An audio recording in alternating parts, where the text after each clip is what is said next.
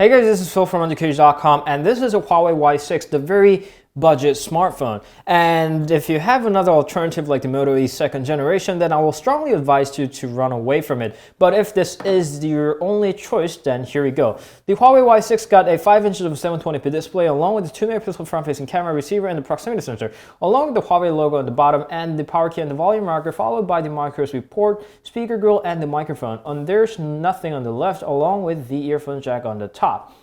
When you go to back, there's an 8-megapixel camera along with the LED flash, secondary microphone, Huawei logo, and the local carrier logo. And all these are covered in plastic, which doesn't really feel that bad. It actually feels pretty sturdy, and it reminds me of the Huawei P8 Lite, which was an okay phone as well.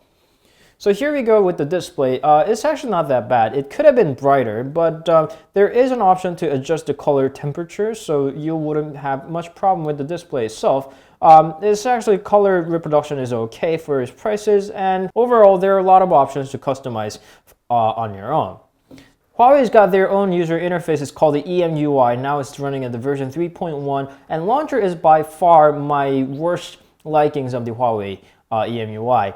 Aside from the ugly icons here, the launcher does not have the app drawer, so you'll have to flick through the icons just like the iPhone. And your only option to arrange them or customize it is to put them in a folder. So it gets me really annoyed because I don't have the alphabetical order to set the icons up.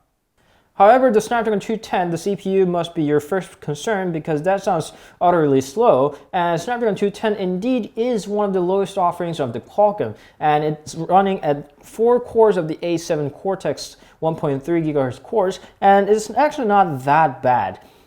Just the basic apps, just like web browsing, they do take time to fire them up, but once you do fire them up, they are actually not that bad. And most of the apps run just fine, and you can even run some of the casual games like the Cross the Road over here.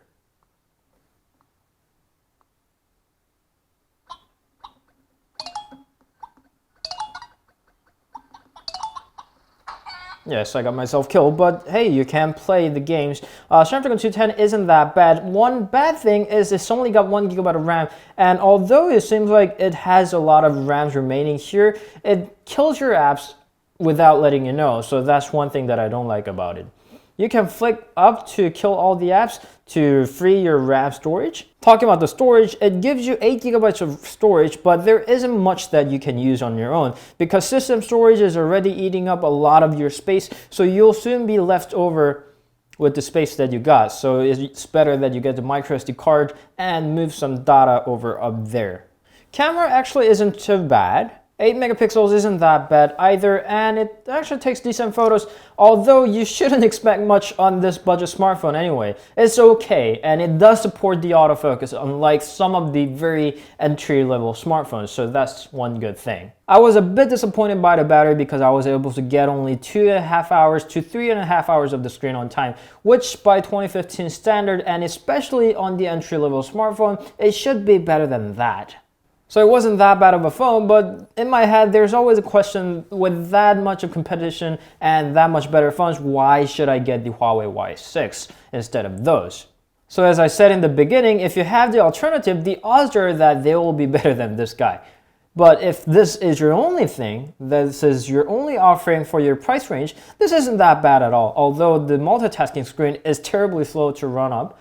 Other than that, if you have some matter of patience, then you'll be fine with this. So that was Huawei Y6. It's a super budget smartphone and with the super low specs, but it isn't too bad, but not as good as some of the budget masters like the Motorola. So I hope that helps, and I'll see you guys later. You can see us on the Instagram, Facebook, Twitter, and Google Plus as well. Until then, here are some of the budget phones. Bye.